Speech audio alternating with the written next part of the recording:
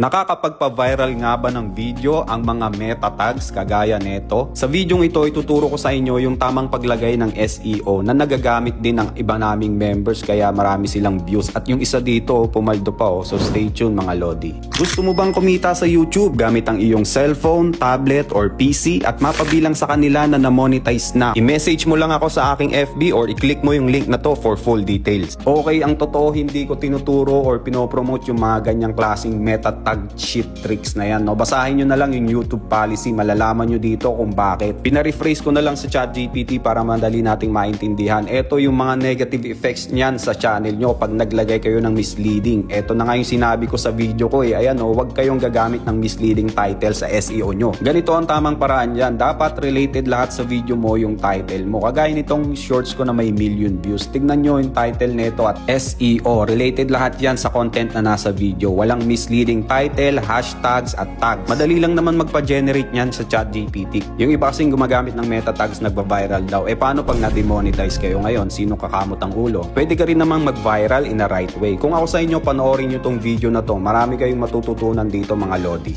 Daily uploads tayo dito mga lodi kaya huwag kakalimutan mag-follow, like, and share. Kung gusto mo naman matuto ng YouTube automation at ma-monetize kagaya nila